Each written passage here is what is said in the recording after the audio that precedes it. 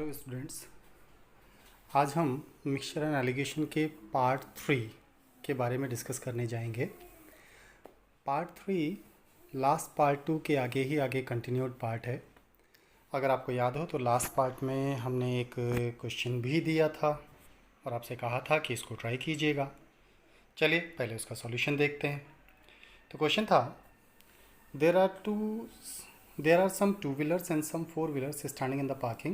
If the two-wheeler of the if the total number of wheels of all the 175 vehicles standing in the parking is 520, find the number of four-wheelers standing in the parking. Hindi में question कुछ ऐसा हुआ कि एक parking में कुछ दो पहिया और चार पहिया वाहन खड़े हैं जिनके पहियों की कुल संख्या 520 तथा वाहनों की कुल संख्या 175 है। तो बताओ पार्किंग में कितने चार पहिया वाहन खड़े। ओके, ये क्वेश्चन आपको दिया था, मे बी आप में से कई स्टूडेंट्स ने किया हो। चलिए उसी को आगे सॉल्यूशन देखते हैं इसका। तो सॉल्यूशन वाइज अगर हम बात करें तो सॉल्यूशन में आपको क्वेश्चन में दिया गया डेटा था कि पार्किंग में कितनी गाड़ियां खड़ी हैं, तो total number of vehicles in the parking 175, और साथ में इन सभी व्हीकल्स के पहियों की कुल संख्या भी आपको दी गई थी। Total number of wheels of all the vehicles, सारी गाड़ियों के पहियों की कुल संख्या 520 दी गई थी। अब एलिगेशन का फॉर्मेट बनता है या नहीं बनता है, चलिए उसको भी इस क्वेश्चन में चेक करते हैं। क्वेश्चन में कहा गया था कि पार्किंग में दो तरह की गाड़ियां खड़ी हैं, two wheelers and four wheelers, और इन दोनों को मिलाकर टोटल नंबर ऑफ व्हीकल्स या फिर टोटल नंबर ऑफ व्हील्स दिया हुआ है। इसका मतलब दोनों को मिक्स करने का कॉन्सेप्ट भी बन रहा है। दैट मीन्स मिक्सचर का कॉन्सेप्ट बनता है। अब मिक्सचर के कॉन्सेप्ट के अकॉर्डिंग अगर आपको याद हो तो एलिगेशन के रूल के थ्रू अगर किसी भी क्वेश्चन को सॉल्व करना है तो property of the data by which they can be differentiate, उसके थ्रू हम क्वेश्चन को सॉल्व करते हैं। मीन्स जिस प्रॉपर्टी के थ्रू कंटेंट को डिफ्रेंशिएट किया जा सकता है उसी प्रॉपर्टी को लेकर के क्वेश्चन सॉल्व किया जा सकता है।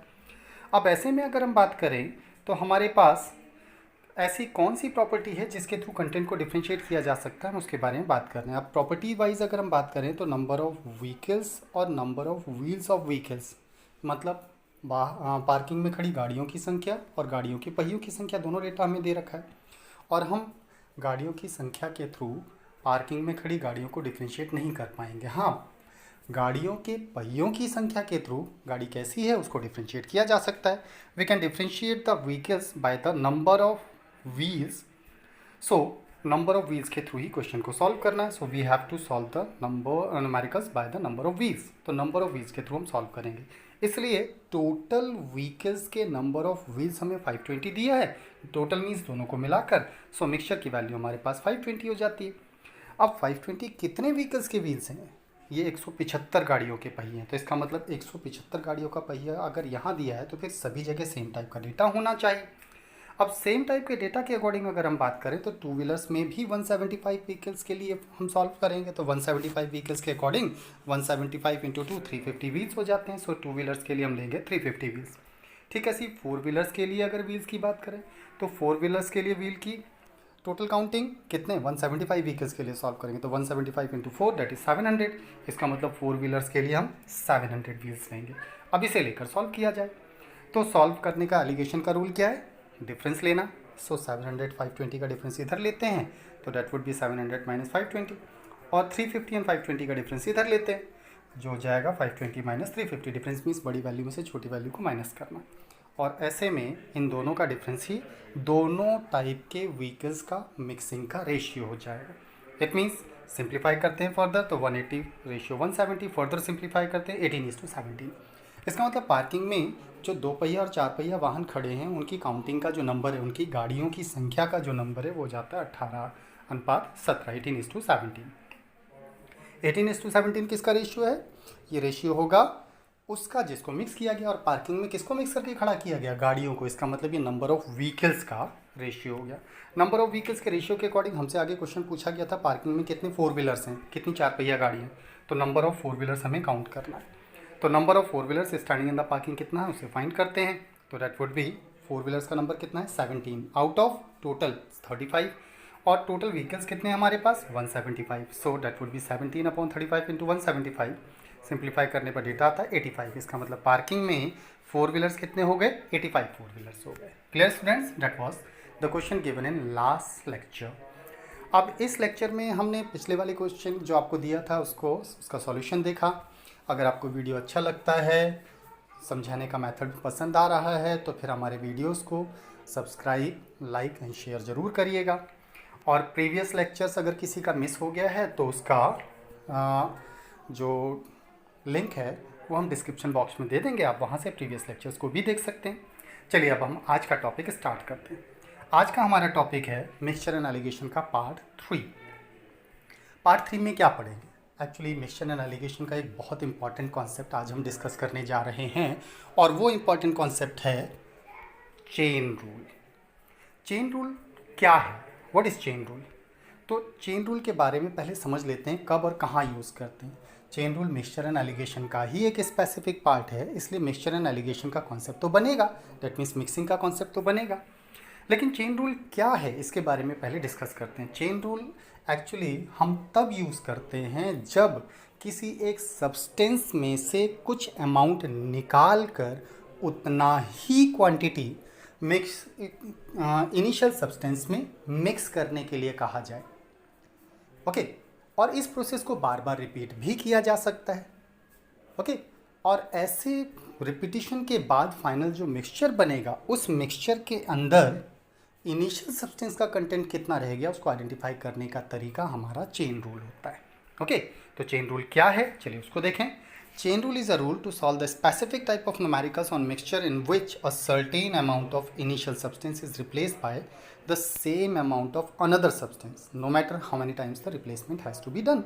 इसका मतलब एक प्योर सब्सटेंस दिया होगा कि एक प्योर सब्सटेंस की एक इनिशियल क्वांटिटी आपको दी होगी, उसमें से कुछ क्वांटिटी निकाल कर, कुछ अमाउंट निकाल कर किसी दूसरे सब्सटेंस का उतना ही अमाउंट मिलाकर इस प्रोसेस को बार बार रिपीट करने के तरीके से जो नया मिक्सचर बनेगा, उस मिक्सचर में इनिशियल सब्सटेंस, प्योर सब्सटेंस कितना बचा है उसकी क्वांटिटी को फाइंड आउट करने का तरीका ही चेन रूल होता है।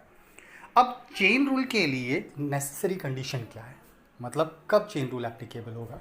चेन रूल का सबसे इम्पॉर्टेंट कॉन्सेप्ट है कि चेन रूल हम केवल तभी यूज़ कर सकते हैं जब इनिशियल सब्सटेंस में से निकाली गई क्वांटिटी के बराबर ही क्वांटिटी दूसरे सब्सटेंस के मिलाने का कॉन्सेप्ट बनता हो। That means in chain rule it is necessary that whenever the replacement of the substance has to be done, the amount of the replaced substance should be in equal amount. इसका मतलब जितना quantity निकाला जाएगा उतना ही दूसरे substance की quantity मिलाया जाना चाहिए, तभी हमारा चेन रूल एप्लीकेबल होगा। Is it clear? अब ऐसे में चेन रूल के फॉर एग्जांपल अगर हम समझे कि कैसे हम कहना क्या चाह रहे हैं, तो इसके लिए let 20 kg sugar is taken from 200 kg sugar. 200 किलो चीनी है जिसमें से 20 किलो चीनी निकाल ली गई, and is to be replaced by another type of sugar, और इसको दूसरे शुगर से मिक्स करना, मतलब जितना निकाला गया अब उसकी जगह निकाले, जो निकाला गया है शुगर का अमाउंट, उसकी जगह एक दूसरे टाइप के शुगर को इसमें मिक्स करना है।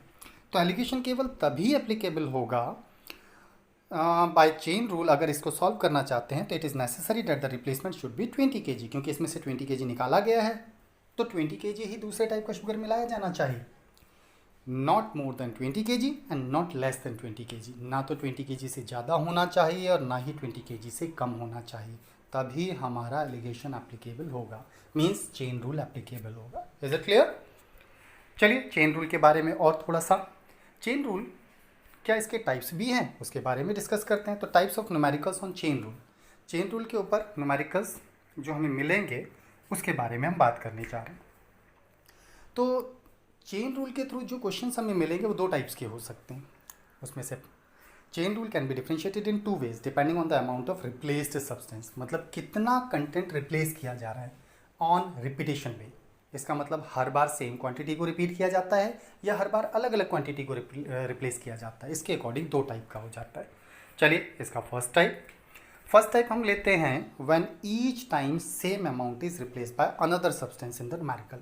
अगर हर बार सेम क्वांटिटी को ही रिपीट करने का कंडीशन बन रहा हो तो वो फर्स्ट टाइम ले लेते हैं उसको, मतलब फर्स्ट टाइप ऑफ डेटा उसे कंसिडर कर लेते हैं। ओके, चलिए फर्स्ट टाइप के लिए एक न्यूमेरिकल देखते हैं।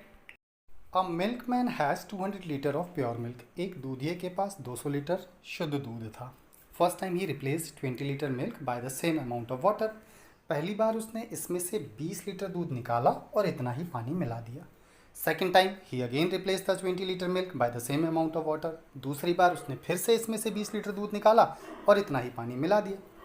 Find the remaining amount of the pure milk in the new mixture. तो नए मिश्रण में शुद्ध दूध की शेष मात्रा कितनी है वो बताना है। Clear students? चलिए क्वेश्चन को देखते हैं। तो हमें क्वेश्चन में डेटा क्या दिया गया था? Amount of initial pure milk था हमारे पास 200 लीटर, 200 लीटर शुद्ध दूध था। अब इसमें कंडीशन क्या दी गई है? 20 litre milk is replace by same amount of water twice. 2 बार इसमें से 20 लीटर दूध निकाला और 20 लीटर पानी मिला दिया। दैट मीन्स पहली बार 20 लीटर दूध निकाला और 20 लीटर पानी मिला दिया। अब जो मिक्सचर बना इसमें से 20 लीटर निकाला, फिर से 20 लीटर पानी मिला दिया। तो ये हमारी कंडीशन हो गई। इस कंडीशन के थ्रू अगर हमें रिमेनिंग अमाउंट आइडेंटिफाई करना है तो कॉन्सेप्ट है, ये आपको याद रखना पड़ेगा। That is remaining amount of pure milk, pure substance in the mixture. जो नया मिक्सचर बना है उसमें प्योर सब्सटेंस कितना है उसको आइडेंटिफाई करने का कॉन्सेप्ट होता है। इनिशियल अमाउंट, शुरू में हमारे पास कितना टोटल कंटेंट था वो लेना है, into 1 minus replaced amount upon initial amount, और इस वैल्यू का एक्सपोनेंट रहेगा number of repetition. That means process को कितनी बार रिपीट किया गया। तो इनिशियल अमाउंट हो गया प्रारंभिक मात्रा, इंटू 1 माइनस रिप्लेस्ड अमाउंट हो गया कितना अमाउंट हम हर बार रिप्लेस करते हैं, डिवाइडेड बाय इनिशियल अमाउंट फिर से प्रारंभिक मात्रा, और इस वैल्यू का एक्सपोनेंट रहेगा नंबर ऑफ रिपीटेशन कि प्रोसेस को, प्रक्रिया को कितनी बार दोहराया गया है, उसे नंबर ऑफ रिपीटेशन में रखा जाए। ये कॉन्सेप्ट आपको याद रखना होगा।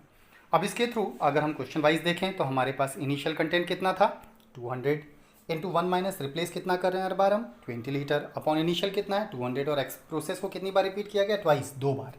इसलिए हमारा जो कॉन्सेप्ट बनता है 200 इंटू 1 माइनस 20 अपॉन 200, और पूरे का एक्सपोनेंट रिपीटेशन 2 बार है तो एक्सपोनेंट 2 कर देंगे। अब इसे सिंप्लीफाई करना है जितना हो सकता है। तो सिंप्लीफाई करने पर वैल्यू आती है 200 इंटू 1 माइनस 20 अपॉन 200 को सॉल्व करेंगे 9 अपॉन 10 हो जाएगा, एक्सपोनेंट इसका 2 है। सॉल्व करने पर वैल्यू आती है 200 into 81 upon 100।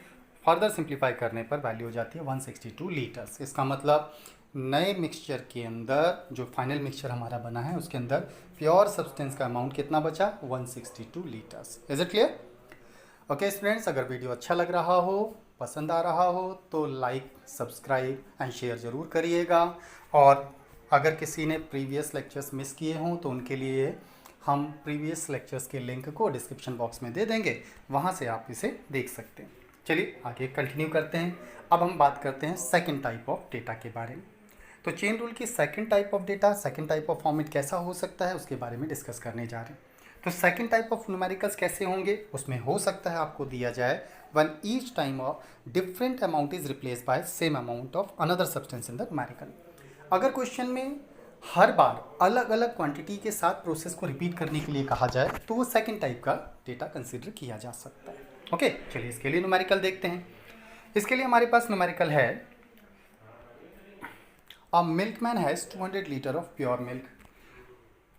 First time he replaced 20 liter milk by the same amount of water. Second time he replaced 30 liter milk by the same amount of water. That means पहली बार इसने 20 litre दूध निकालकर इतना ही पानी मिलाया और दूसरी बार उसने 30 लीटर दूध निकालकर 30 लीटर ही पानी मिला दिया।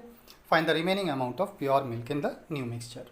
तो नए मिश्रण में शुद्ध दूध की मात्रा कितनी बची है उसे फाइंड करना है। क्लियर? पिछले क्वेश्चन में क्या था, हर बार 20 लीटर से ही प्रोसेस को रिपीट किया जा रहा था। पहली बार भी 20 लीटर निकालकर 20 लीटर पानी मिलाया था, दूसरी बार भी 20 लीटर निकाला गया था। That means her bar same quantity से प्रोसेस को रिपीट किया गया था। लेकिन इस बार पहली बार 20 लीटर निकाला है और 20 लीटर पानी मिला दिया गया, लेकिन दूसरी बार 30 लीटर निकालकर 30 लीटर पानी मिलाया गया। चलिए सेकेंड टाइप ऑफ क्वेश्चन में क्या डेटा दिया गया है, प्योर मिल्क का जो कंटेंट है वो इस बार भी हमारे पास 200 लीटर ही है, लेकिन इस बार पहली बार क्या किया गया है 20 litre milk is replace by same amount of water. इसमें पहली बार में 20 लीटर दूध निकालकर उतना ही पानी मिलाया गया। तो पहली बार के बाद हमारे पास प्योर सब्सटेंस कितना बचेगा मिक्सचर में उसको देखते हैं। तो remaining amount of pure milk after first time, तो फर्स्ट टाइम के रिप्लेसमेंट के बाद हमारे पास remaining amount of pure milk कितना रह गया मिक्सचर में उसको आइडेंटिफाई कर रहे हैं। तो अगर आपको कॉन्सेप्ट याद हो तो इनिशियल सब्सटेंस हम लेते थे that is 200 into 1 minus replace content upon initial content, और प्रोसेस यहाँ पर एक बार फर्स्ट टाइम के बारे में बात करें तो एक बार रिपीट, इसलिए एक्सपोनेंट 1 होगा तो लिखने की ज़रूरत नहीं है। सो सिंप्लीफाई करने पर वैल्यू हो जाती है 180 लीटर। अब अगर हम सेकेंड टाइम के अकॉर्डिंग बात करें तो सेकेंड टाइम इस बार 20 लीटर नहीं है 30 लीटर है, तो इसका मतलब एक्सपोनेंशियल फॉर्मेट तो नहीं बनता। अब अगर एक्सपोनेंशियल फॉर्मेट नहीं बनता तो इनटू में कंटेंट को लिखा जाएगा। तो सेकंड टाइम क्या किया गया, 30 litre milk is replace by same amount of water. अब हमें फिर से फाइंड करना है remaining amount of pure milk after second time. तो सेकंड टाइम के बाद रिमेनिंग सब्सटेंस हमारे पास कितना बचा। अगर हम देखें तो हमारे पास इनिशियल सब्सटेंस कितना था 200 लीटर, पहली बार कितना रिप्लेस किया गया 20, इसलिए पहली बार के लिए कॉन्सेप्ट आएगा 1 - 20 अपॉन 200। लेकिन सेकंड टाइम का 20 ना होकर 30 हो गया तो एक्सपोनेंट लिखने की बजाय उसे इनटू में लिखा जाएगा। That means 1 minus replace content upon initial content. तो रिप्लेस सेकंड टाइम का 30 है तो 30 अपॉन 200 हो जाएगा। ओके, तो जैसे जैसे कंटेंट को चेंज करते चले जाएंगे वैसे वैसे ही इनटू में लिखते चले जाएंगे और नीचे हर बार इनिशियल क्वांटिटी ही आएगी। इसको फर्दर सिंप्लीफाई करते हैं तो सिंप्लीफाई करने पर 153 लीटर, इसका मतलब first time 20 litre and second time 30 litre से प्रोसेस को रिपीट करने के बाद फाइनली जो मिक्सचर बना उसके अंदर इनिशियल प्योर मिल्क का कंटेंट हमारे पास कितना बचा 153 लीटर। Clear students? चलिए, वीडियो अच्छा लग रहा हो तो शेयर, लाइक एंड सब्सक्राइब जरूर कीजिएगा। आगे बढ़ते हैं। अब आगे आपके लिए क्वेश्चन है, milkman is carrying 40 litre pure milk by train for a sweet shop in Lucknow. एक दूधिया लखनऊ की एक स्वीट शॉप के लिए 40 लीटर शुद्ध दूध लेकर चलता है। पहले स्टेशन पर बाय ट्रेन जा रहा है, तो पहले स्टेशन पर ऑन फर्स्ट स्टेशन ही gave 4 litre milk to his one of the customer and added same amount of milk in it. पहले स्टेशन पर उसने 4 लीटर दूध अपने किसी एक कस्टमर को दिया और क्योंकि रिक्वायरमेंट 40 लीटर की है लखनऊ की, इसलिए 40 लीटर पूरा करने के लिए उसने 4 लीटर इसके अंदर पानी मिला दिया। सेकंड स्टेशन पर फिर से उसने यही प्रोसेस किया। ऑन द सेकंड स्टेशन ही again gave 4 litre milk to his customer, another customer and again added same amount of water in it.